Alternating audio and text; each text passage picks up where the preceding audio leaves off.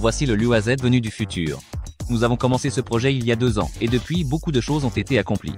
Nous avons acheté quelques véhicules d'honneur, puis envoyé une tonne de ferraille à la casse, inventé et réalisé un essieu arrière directionnel. La partie non négligeable du Lua-Z d'origine qui a été conservée dans le projet a été entièrement restaurée et remise dans un état impeccable. Le moteur a été remplacé par un diesel moderne du groupe VAG, un Troy a été installé, et bien sûr il y a eu la sortie d'essai à la fin du dernier épisode. Après cela, il est devenu clair que la partie technique était terminée, ce qui signifie que nous pouvons désormais nous concentrer pleinement sur l'extérieur. Puisque toute la carrosserie sera réalisée en fibre de verre, nous avons d'abord décidé de fabriquer de grandes plaques plates. C'est avec ces plaques que nous allons recouvrir les principales surfaces en les collant sur l'ossature métallique déjà prête. Ici, tout est relativement simple. À la base, nous avons posé une plaque plate, faite d'un certain matériau de construction. En réalité, cela n'a pas vraiment d'importance. L'essentiel, c'est que cette plaque n'absorbe rien. Dans notre cas, il s'agit d'aluminium peint, sur lequel nous avons appliqué un agent de démoulage. Et pendant que ce produit sèche, nous nous préparons à l'étape principale suivante, la fabrication des plaques en fibre de verre. Pour cela, nous découpons la fibre de verre. Ensuite, nous appliquons la résine en première couche, puis nous posons la fibre de verre dessus et l'imprégnons de résine polyester, couche après couche. Bonjour à tous, je suis Alex, le créateur et l'inspirateur de l'atelier Axis Garage. Je suis très heureux de vous présenter le premier produit en série de notre atelier. Il s'agit d'un kit en bois naturel qui se transforme en un panneau mural en relief. Il peut servir aussi bien de magnifiques cadeaux que d'éléments de décoration, d'ornement pour votre intérieur ou de pièces de votre collection automobile. Nous avons parcouru tout le chemin de la création du produit, de l'idée à la production en série, par nous-mêmes, et nous en sommes très fiers. Nous avons déjà réalisé une série pilote, et beaucoup de nos amis et proches l'ont apprécié à sa juste valeur. Nous croyons que notre création trouvera un écho dans vos cœurs, et que tous ceux qui sont passionnés par l'histoire de l'automobile, le design et les voitures classiques nous soutiendront sans aucun doute. Nous en sommes très reconnaissants et nous vous aimons. Comme vous avez pu le remarquer, il n'y a pas d'intégration publicitaire ni de sponsor dans nos vidéos. La seule chance de continuer à exister et à nous développer, c'est le lancement de ce produit. Dès aujourd'hui, nous avons lancé une campagne sur Kickstarter où vous pouvez nous soutenir et être parmi les premiers à recevoir votre kit de construction. Et nous aurons la possibilité de continuer à créer nos projets et à vous ravir avec du contenu unique. Je laisserai le lien dans la description. Votre soutien nous est plus nécessaire que jamais. Merci.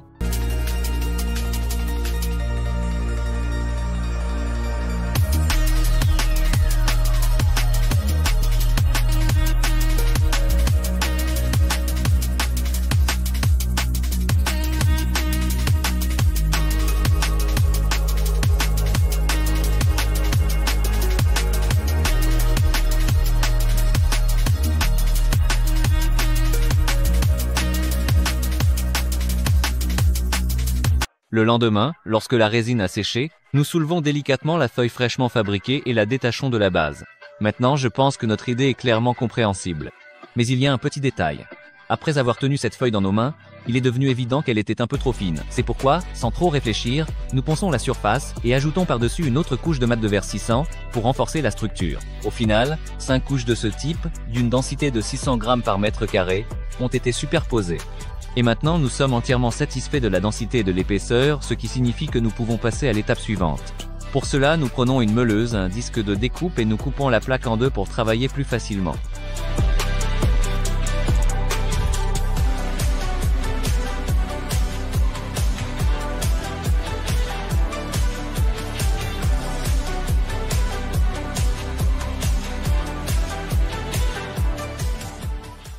En passant aux travaux sur la partie extérieure, il semble plus logique de commencer par les grands éléments, d'autant plus que les ailes avant sont déjà prêtes, alors que tout le côté ne l'est pas.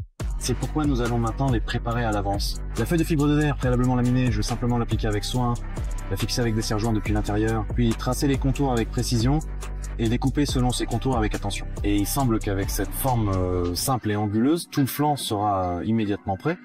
En théorie, tout est simple. Voyons maintenant à quoi cela va ressembler en pratique.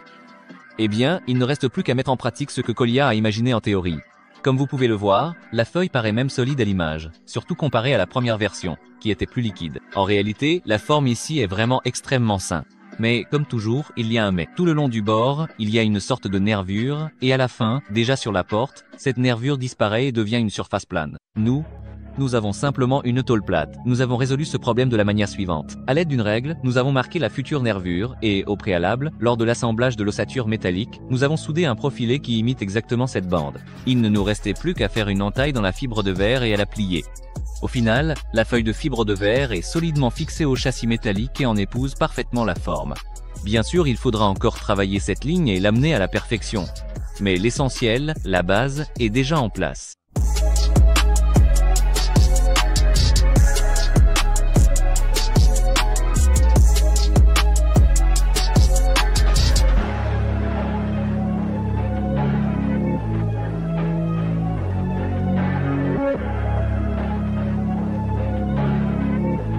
Après avoir tracé les dimensions de la carrosserie, nous sortons ensuite dehors pour découper l'excédent, ce que vous voyez à l'écran.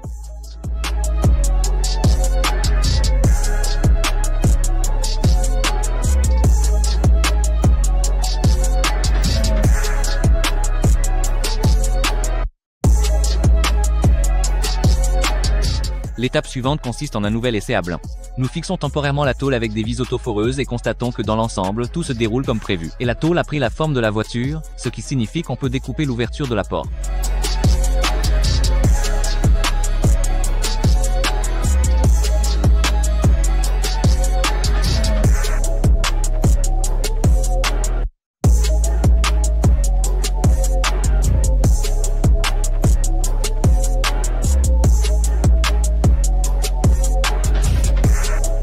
Quelques petits coups de meuleuse et voilà.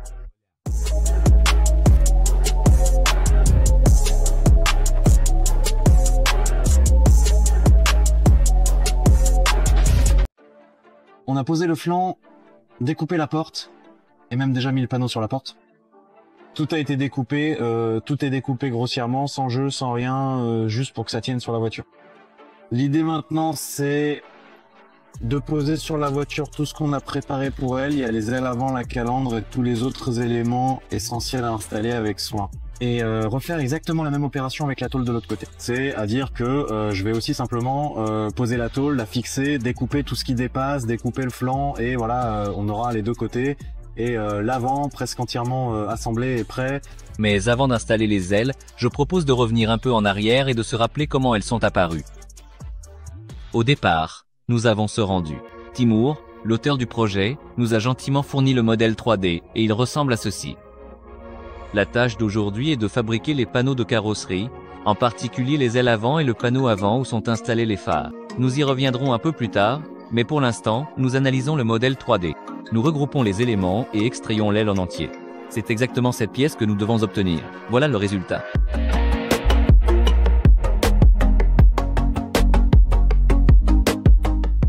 L'étape suivante consiste à diviser à nouveau cet élément en plusieurs parties, mais selon un autre principe, car il est impossible de le fabriquer en une seule pièce.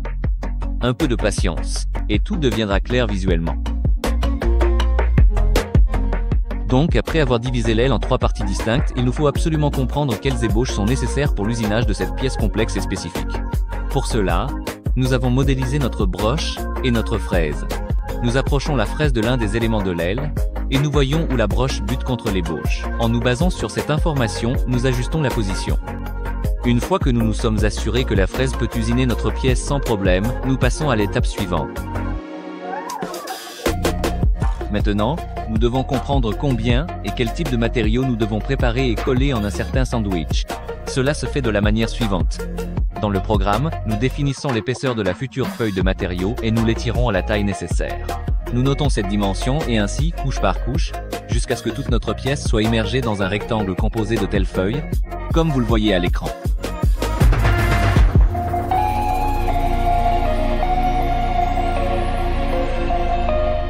Maintenant, il faut matérialiser ces rectangles colorés virtuels à partir du MDF brun. L'épaisseur de la feuille a été initialement définie dans le programme, mais les morceaux de la taille nécessaire, nous les découpons manuellement à l'aide d'une scie. On trace, on fixe et on scie. Et ainsi, encore et encore, de très nombreuses fois.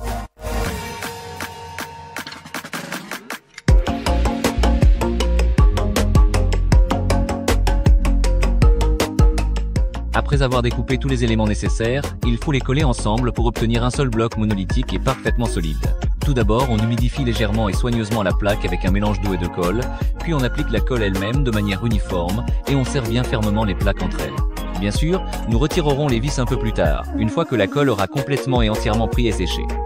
Et ainsi, nous procédons couche par couche.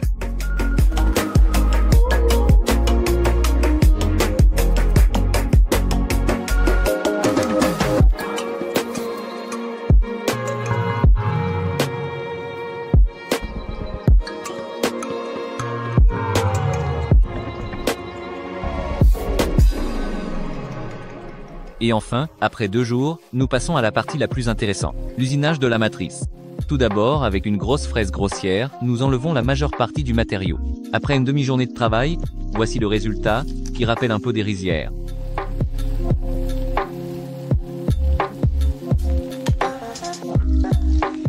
L'étape suivante prend encore une bonne demi-journée pour affiner la forme avec une fraise plus petite et plus délicate.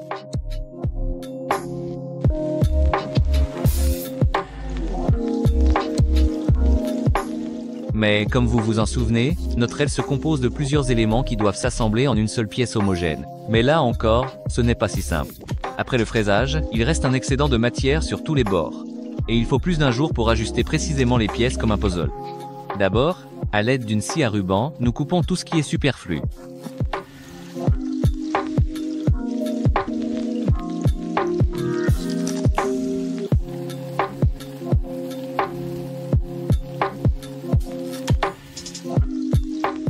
Ensuite, nous passons beaucoup de temps à ajuster et à assembler le puzzle, comme vous le voyez à l'écran.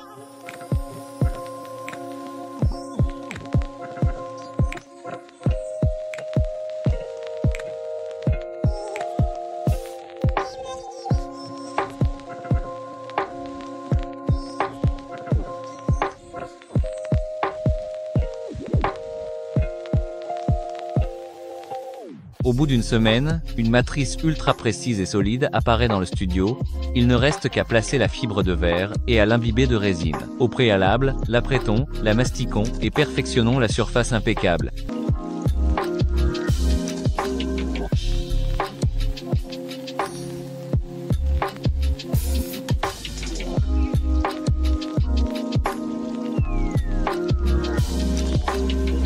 Au final, nous avons obtenu ces moules-là. Compte tenu de leur grande précision et de leur qualité, il ne restait plus grand-chose à faire. Et dans 2 jours, nous sortirons de ces moules. Des panneaux de carrosserie prêts à l'emploi. Mais reprenons tout dans l'ordre. Tout d'abord, nous avons soigneusement dégraissé la surface. L'étape suivante consiste à réaliser un rebord tout autour du périmètre et à le recouvrir de ruban adhésif.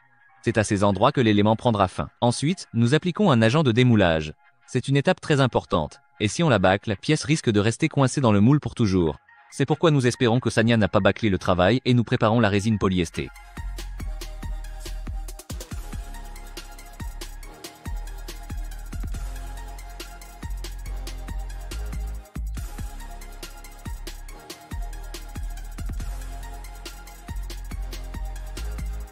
Après avoir bien mélangé le composant A avec le composant B, nous ajoutons à ce cocktail du mat de verre finement découpé. On mélange le tout et on obtient une composition que l'on applique uniformément en une bonne couche épaisse. Cela sert à former les futures nervures de rigidité de la structure. Il n'est pas nécessaire d'appliquer une telle couche sur tout le périmètre, une simple toile standard de mat vert suffira. Mais sur le pourtour, il faut poser une couche plus épaisse pour obtenir une pièce correcte, ce à quoi Sania sait faire justement.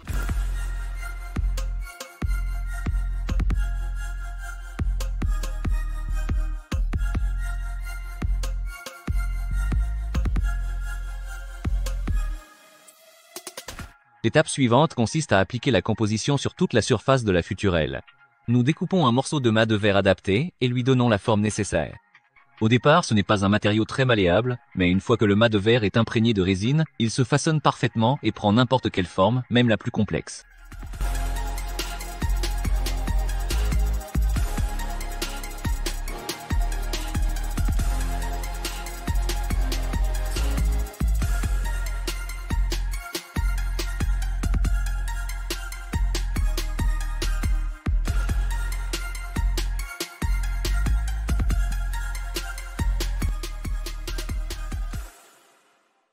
Ainsi nous avons maintenant pratiquement tous les panneaux de carrosserie, qu'il ne reste plus qu'à mettre en place, ajuster et fixer.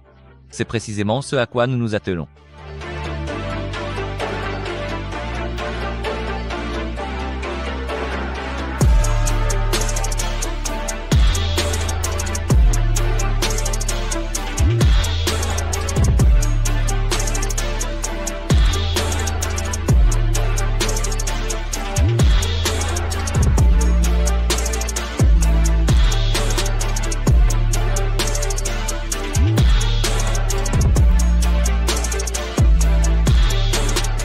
Bien sûr, au cours du processus, des difficultés imprévues surgissent, ce qui entraîne de nombreuses modifications et retouches. C'est exactement ce qui s'est passé avec l'arche de la roue avant. En fait, l'aile se prolonge en douceur et vient se poser sur la porte.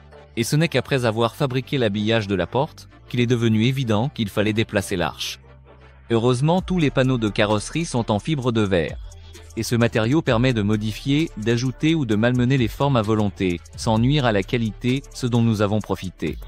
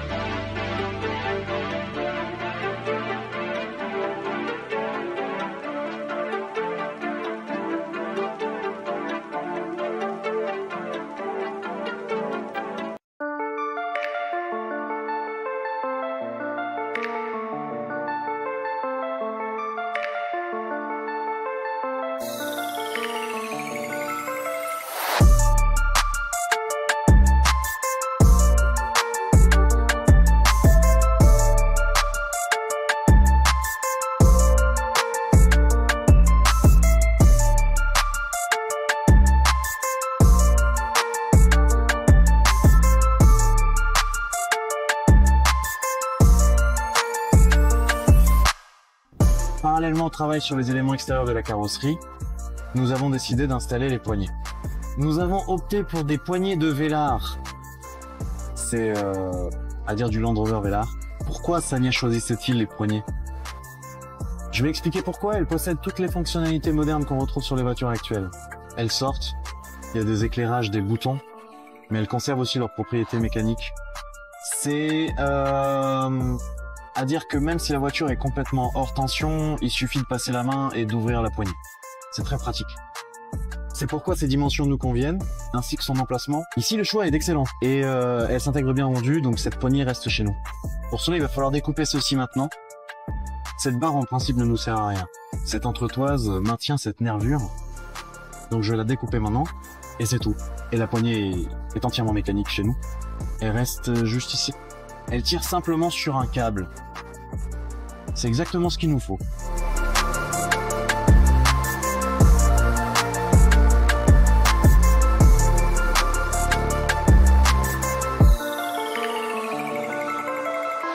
Concernant l'installation de la poignée, je l'ai déjà installée.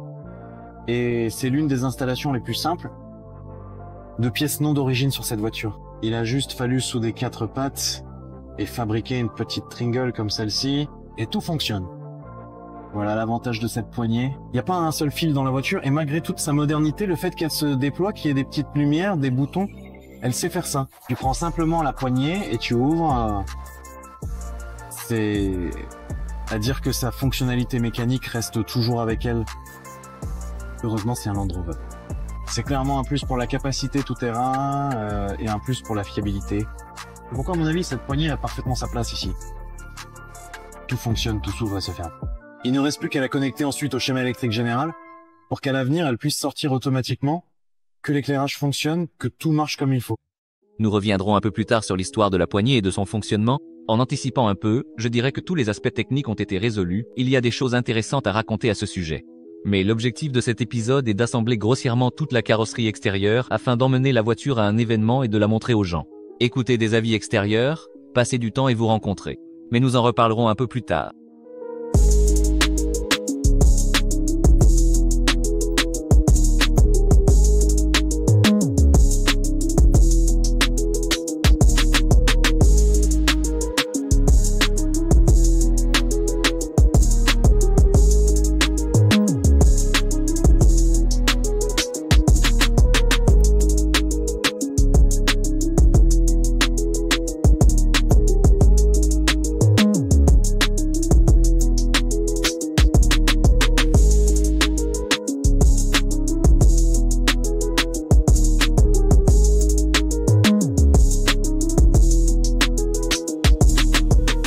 sans doute la peine d'expliquer ce qui se passe. En ce moment, nous installons les panneaux provisoires. Nous découpons simplement la tôle à une taille approximative, partout avec des tolérances et des marges, puis nous les essayons sur la voiture.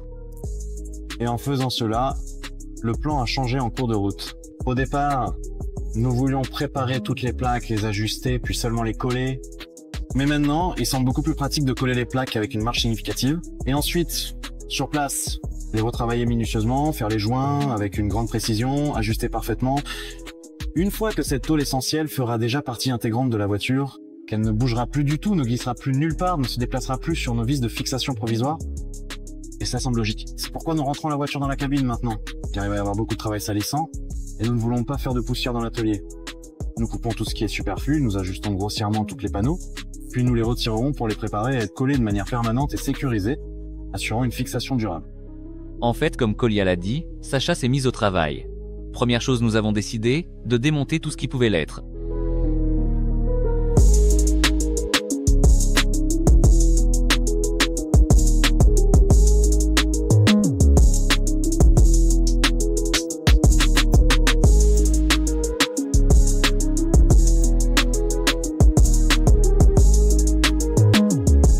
L'étape suivante consiste à marquer les zones de jonction, c'est-à-dire les endroits précis où les panneaux en fibre de verre seront solidement collés au cadre métallique. Par la suite, il faudra soigneusement préparer ces bandes, puis appliquer le mastic et les fixer définitivement à la carrosserie.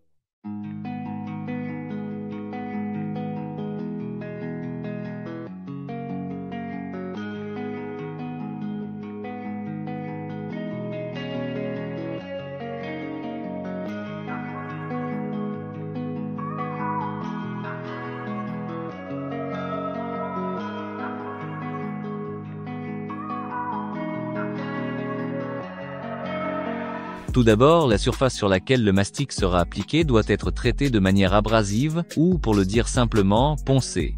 Car après la fabrication de la plaque en fibre de verre, la surface est restée brillante. C'est un travail poussiéreux et désagréable, c'est pourquoi tout ce qui peut être poncé à l'extérieur, nous le faisons dehors, comme vous le voyez à l'écran. Ensuite, selon le même principe, nous préparons tous les panneaux de carrosserie, en commençant par les plus grands, comme la tôle du toit, et en terminant par les petits panneaux du couvercle du coffre.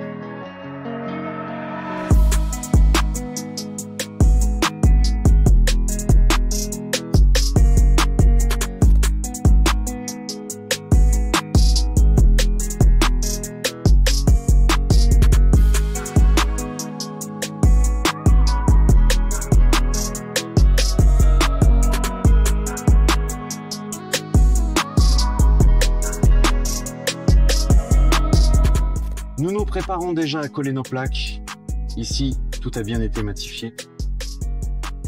Toutes ces pièces ont également été matifiées. Les limites sont tracées. Et ici, André est déjà en train d'étaler. Qu'est-ce qu'il étale? Des vitamines. Des vitamines. On ne voit rien. Ici, tout sera enduit. Et Samoraf sera entièrement enduit de mastic d'étanchéité. Ici, nous avons décidé de suivre la technologie au maximum. Et pour toutes les pièces à coller, nous appliquons d'abord un primaire. C'est une composition qui crée l'adhérence. Pour le dire simplement, l'adhésion c'est l'aptitude de deux surfaces ou matériaux différents à coller ou à s'accrocher l'un à l'autre. Au final, nous appliquons cette composition sur les bandes marquées des panneaux en fibre de verre ainsi que sur la carrosserie de la voiture. Et ensuite, nous appliquons la colle sur la surface ainsi préparée. L'étape suivante, après avoir réparti uniformément la colle, consiste à appliquer le panneau et à le maintenir temporairement en place avec des vis autoforeuses, afin de le fixer précisément à sa position et d'attendre que le mastic sèche. Ensuite, on répète exactement la même procédure de tous les côtés. Comme vous pouvez le voir, tout se passe assez rapidement et simplement. En réalité, à ce stade, C'est effectivement le cas. Mais tout cela est possible parce qu'au départ, tout a été long et compliqué. Je parle ici de la préparation et de la fabrication de la carrosserie. C'est-à-dire, fixer une plaque parfaitement droite sur une carrosserie parfaitement plane. C'est une affaire de 10 minutes. Mais la fabrication de ces pièces a pris plus d'une semaine. Hier, nous avons tout collé, la colle a déjà un peu séché. Maintenant, Stania la découpe soigneusement avec un couteau. Voilà, il découpe souvent. Il a aussi été pressé proprement partout chez nous, comme ça, avec soin. Ensuite, selon exactement le même schéma, nous installons le toit. Je rappelle qu'à la fin, une tente sera installée sur le toit.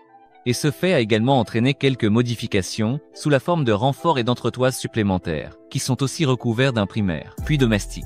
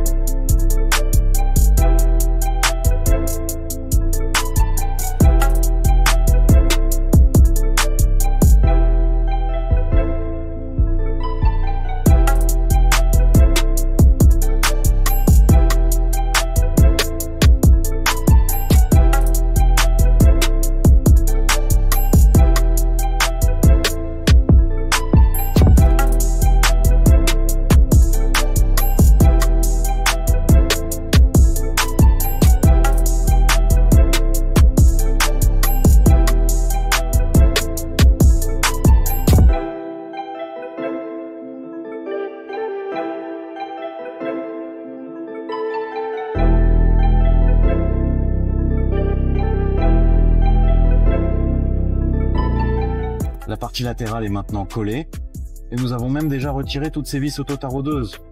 À leur place, il y aura des rivets de fixation. Ici, on élargit une grande zone, un rivet et tout sera serti. Et moi, j'ajuste maintenant les parties arrière et on va aussi tout coller. Et on aura déjà la partie collée qui se soulèvera depuis la carrosserie. Nous allons progressivement passer aux formes et...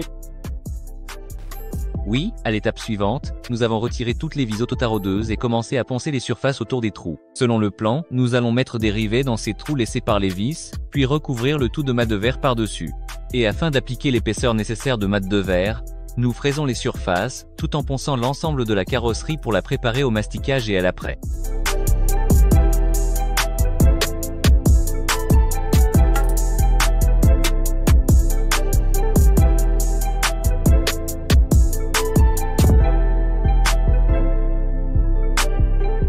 Nous avons préparé les emplacements pour les rivets. Ici, il y a une petite cavité. Nous avons sorti une lampe de 8, de 10. Et maintenant, nous allons poser les petits rivets. Voilà de petits rivets comme ceci. Ensuite, tout cela sera recouvert de fibres de verre et masqué.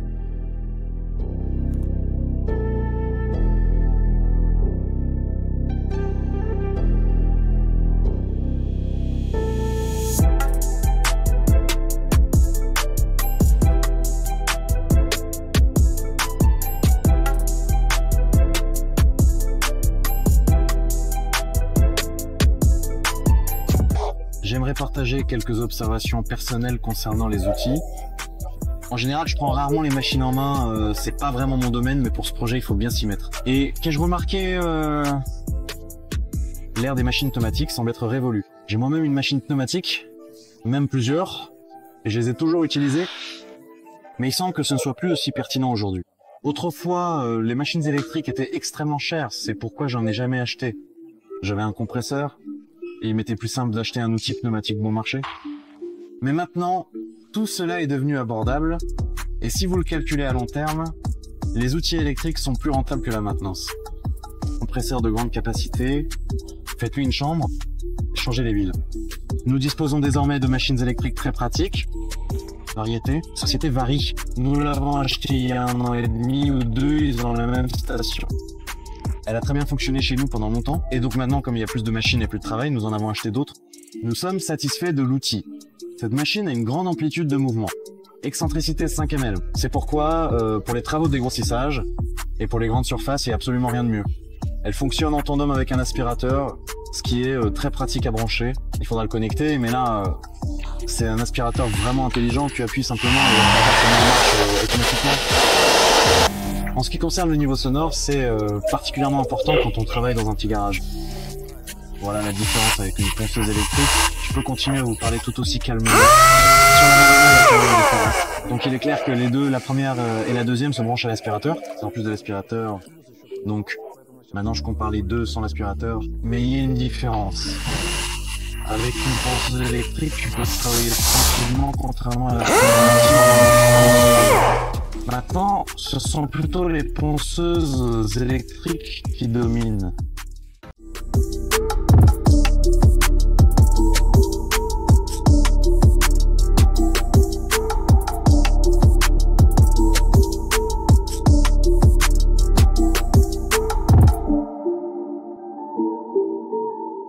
Il convient d'expliquer un peu ce qui se passe actuellement concernant notre travail sur le Luaz. Nous avons déjà collé le toit, assemblé les lattes du porte-bagages et les deux flancs ont été entièrement collés. Le travail de collage avec eux est terminé. Je rappelle qu'il y avait ici des vis auto-taraudeuses. Nous avons, avec Aira, tout collé autour d'elles avec de la colle. Les vis auto-taraudeuses ont été remplacées par des rivets aveugles.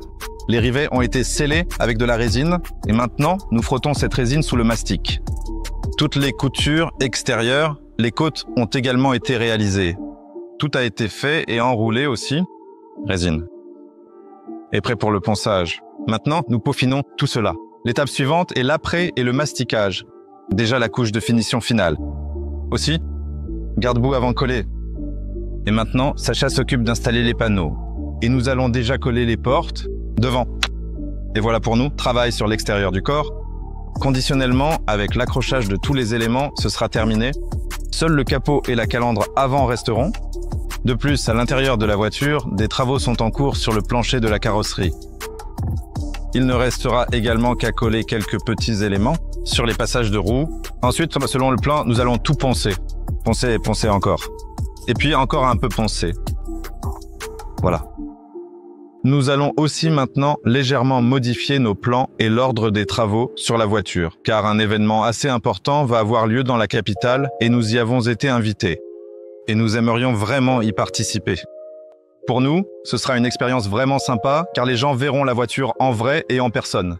Et nous entendrons les avis des personnes qui voient la voiture en vrai, parce que quand vous la regardez sur un écran, son design est assez ambigu, mais quand les gens viennent dans notre atelier, ils réagissent vraiment...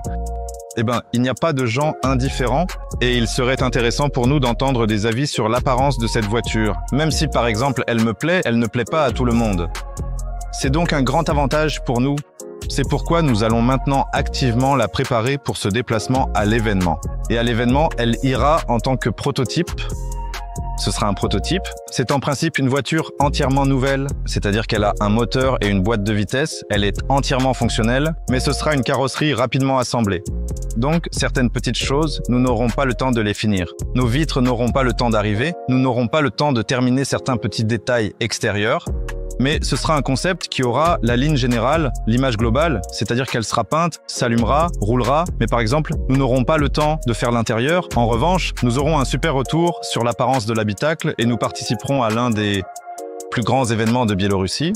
Je rappelle que nous avons réalisé ce projet avec une approche un peu différente. D'abord, nous avons filmé la majeure partie du projet. Ensuite, nous avons commencé à publier les épisodes. À en juger par les commentaires, cela n'a pas plu aux spectateurs. Au départ, la logique était la suivante. De toute façon, des projets de ce genre prennent beaucoup de temps. Dans le cas de la Volgatia, 3 ans ont été nécessaires. C'est pour éviter de faire une Santa Barbara que nous avons décidé de tester cette approche. Faire la majeure partie du projet, puis seulement après en parler. Donc, nous avons commencé le projet il y a 2 ans et nous avons publié le premier épisode il y a 6 mois. Et la principale critique était que vous ne pouviez pas participer à la construction du projet et que nous avions tout décidé à votre place. Bien sûr, nous vous avons entendu car nous lisons attentivement tous les commentaires et nous en sommes arrivés à la conclusion suivante. Les travaux finaux concernant l'apparence extérieure. Nous les avons un peu reportés et nous allons choisir le design final avec vous via un vote que nous lancerons bientôt. À ce jour, tous les travaux principaux sur la voiture sont terminés. Il ne reste plus qu'à finaliser l'intérieur et à choisir la couleur ainsi que les équipements supplémentaires, ce que je vous propose de faire ensemble.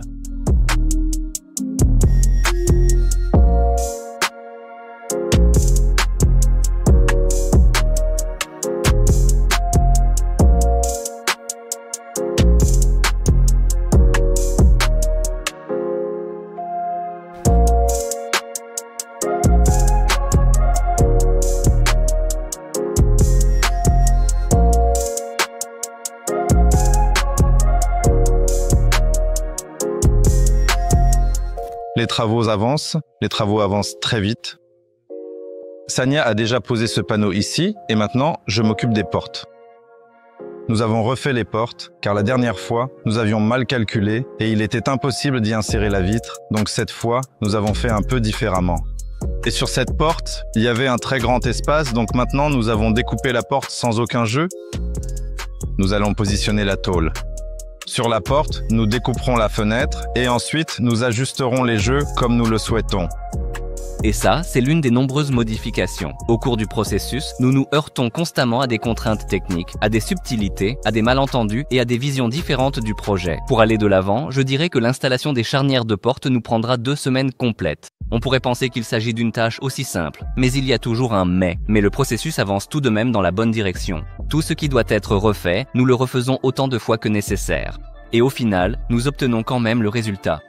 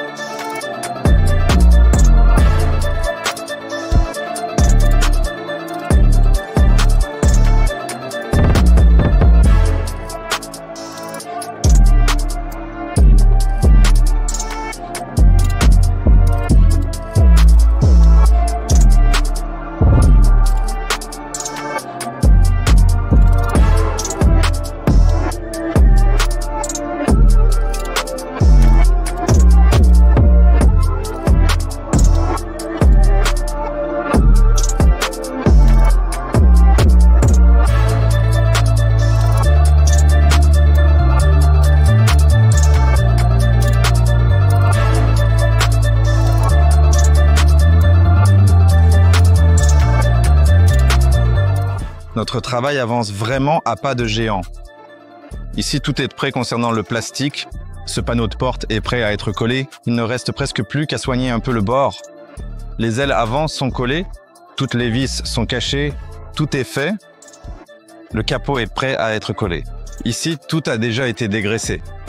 Et le capot est prêt. C'est la même chose pour cette aile. La baguette des ouïes d'aération est collée. C'est collé. Cette porte est en train de sécher pour l'instant. On en a recollé quelques-unes, elles sèchent. Et pour les travaux en fibre de verre, il ne nous reste vraiment plus grand-chose. La face avant elle-même, le coffre, 2 portes, et après cela, les travaux de peinture commenceront, pour ainsi dire.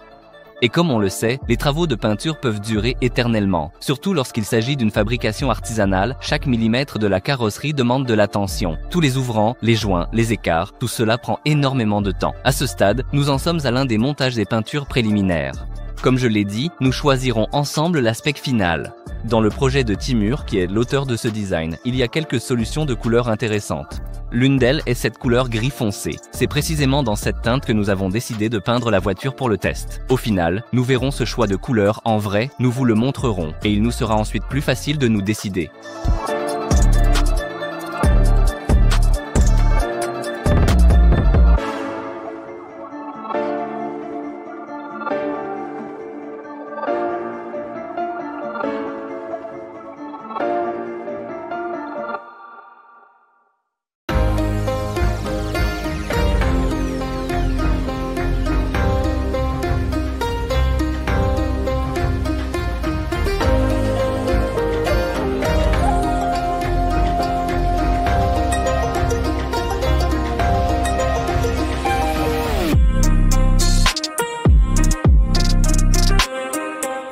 Un autre élément intéressant, ce sont les feux arrière. Au final, ils vont sortir et se rétracter en fonction du mode et de la tâche. Il y aura une grande histoire à part à ce sujet, mais à ce stade, nous devons réaliser de telles ouvertures longitudinales dans lesquelles nous allons insérer les feux et nous vous montrerons tout le processus de fabrication dans le prochain épisode.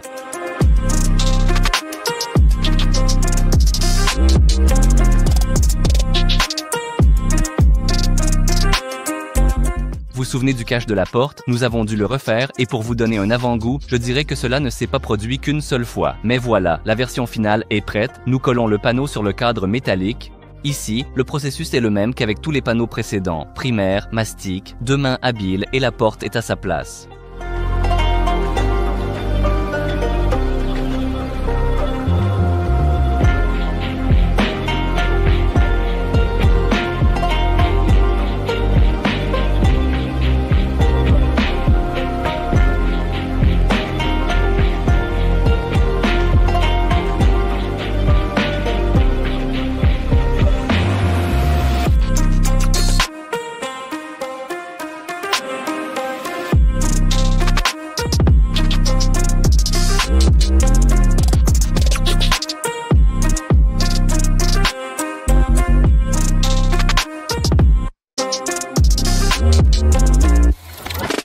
Mais ensuite, de longues, très longues heures pour Andrei, et un Kaliadin succédait à un autre. Des kilos de mastic se transformaient en poussière.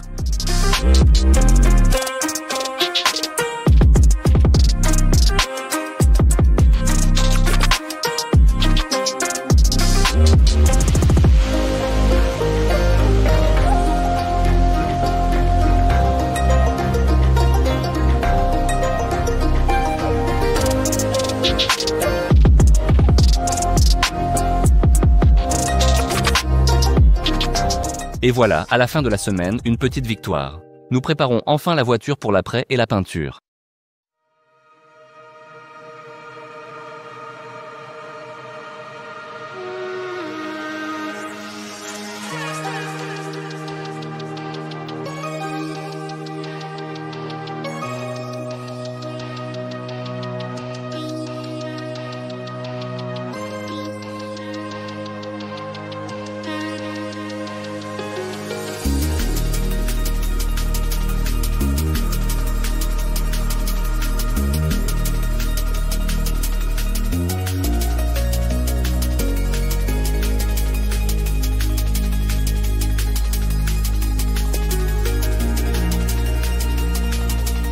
Je ne vais pas trop entrer dans les détails ici car ce n'est pas tout à fait conforme à la technologie. Et la peinture est très sommaire, c'est juste pour donner de la couleur à la carrosserie. Au final, nous n'avons pas poncé l'après et nous avons appliqué la peinture directement sur l'après non sec, simplement à la rosée, en mouillé sur mouillé. Et pour anticiper un peu, je dirais que c'est largement suffisant pour ce type de peinture.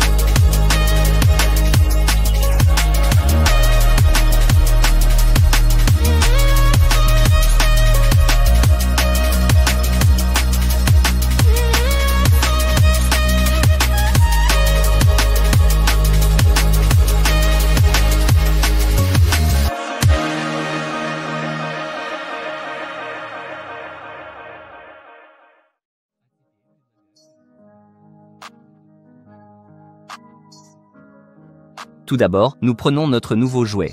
C'est un scanner laser. À vrai dire, depuis qu'il est arrivé, nous scannons à la moindre occasion. Cela facilite la vie et nous donne beaucoup plus de liberté. Regardez par vous-même.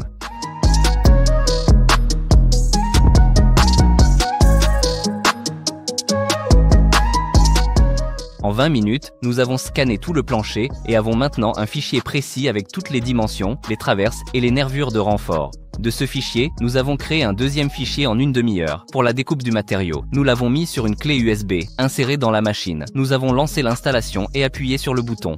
Et le plancher parfaitement ajusté est prêt. Il ne reste plus qu'à l'installer à sa place légitime.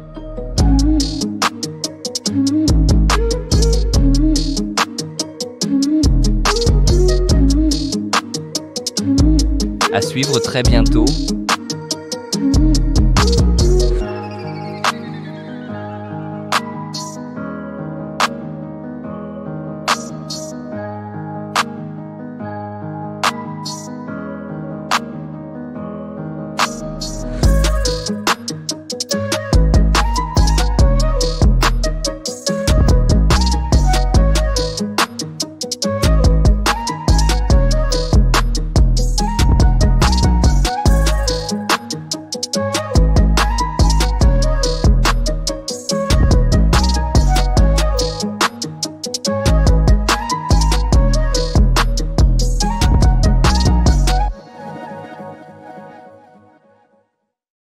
Parallèlement aux travaux sur l'enveloppe extérieure de la carrosserie, nous avançons aussi sur l'aménagement intérieur.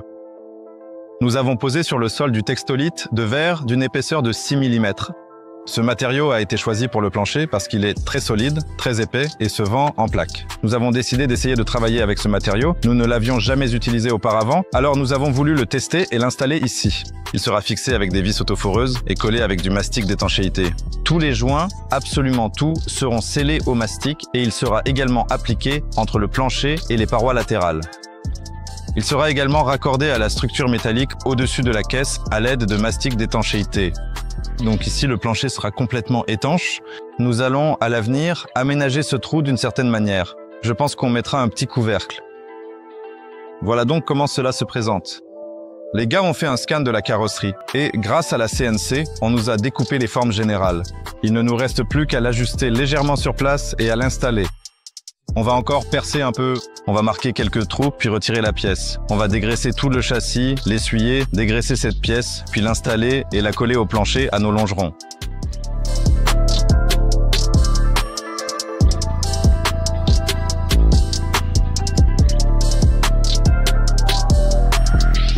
Nous avons préparé la base pour coller le plancher, tout essayé déjà 10 fois, percé, frésuré pour les vis autoforeuses, nous avons même déjà dégraissé et en plus, nous avons remis la pièce d'origine, le carter de la boîte de vitesse. Comme ça, personne ne pourra dire qu'il ne reste plus rien du Luazet chez nous. Voilà donc l'une des dernières pièces du Luazet sur la voiture. Je l'ai pointé ici et aussi là-bas. Ici, une tôle viendra par-dessus et tout sera recouvert de mastic d'étanchéité.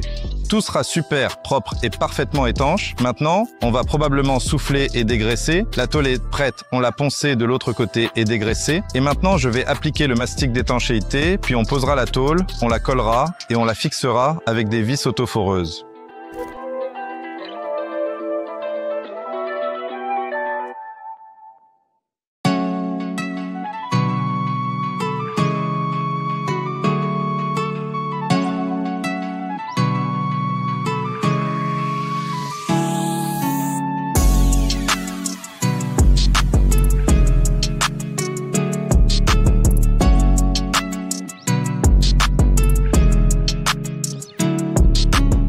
Voilà justement de quoi je parlais.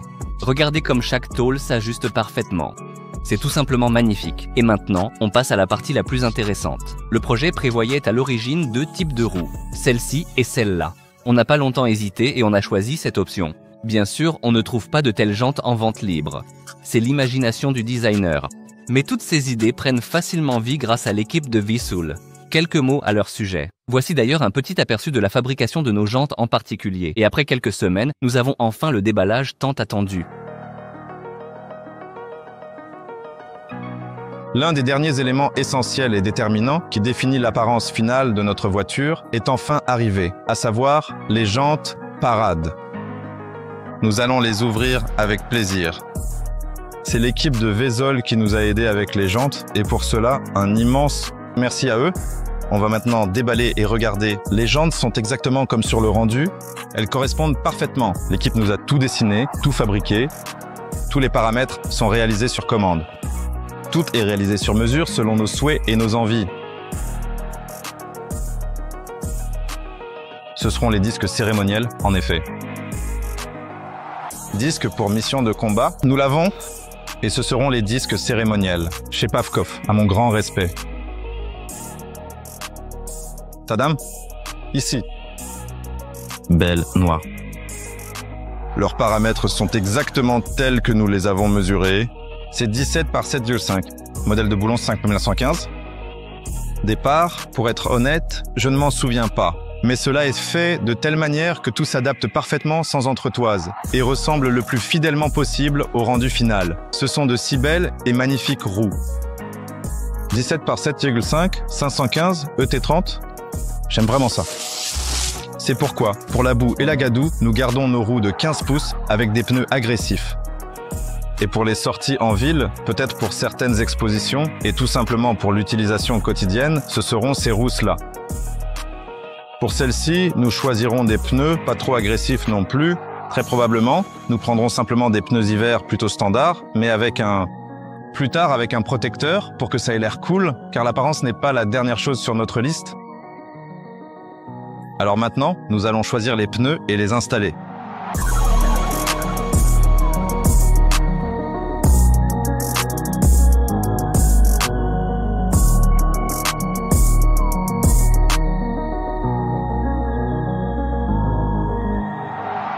Alors, je suis juste allé chercher des pneus pour des roues de 17 pouces. Voilà à quoi ça ressemble. Pneus d'hiver. 205, 215, 517. Ceci est spécifiquement pour nos disques de sortie cérémonielle. Voilà, nous l'avons choisi uniquement pour son apparence visuelle, pour qu'elle ait l'air un peu plus agressive et imposante, et pour son impact esthétique global. Et aussi pour qu'elle ne coûte pas une fortune. C'est tout. Je charge maintenant les pneus, je charge les jantes et je vais à la voiture. Je ne sais pas encore laquelle il faut, celle qui n'abîmera pas nos nouvelles jantes.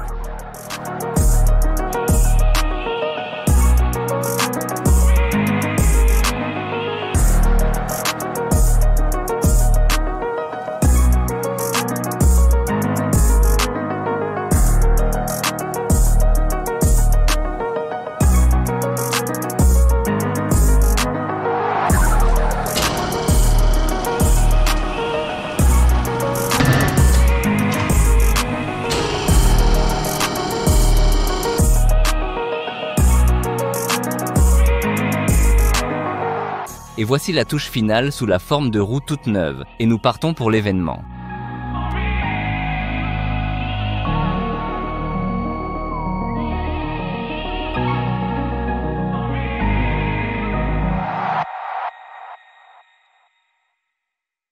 Nous sommes revenus de l'exposition et je peux dire qu'à la fois de l'exposition, de la précipitation pour s'y rendre et de ce montage supplémentaire préalable, un montage presque final mais encore un peu brut, nous avons obtenu exactement tout ce que nous voulions. Nous avons entendu la réaction des gens. La réaction des gens a été positive. La voiture suscite des émotions. Juste à côté, il y avait un Cybertruck, un vrai Cybertruck.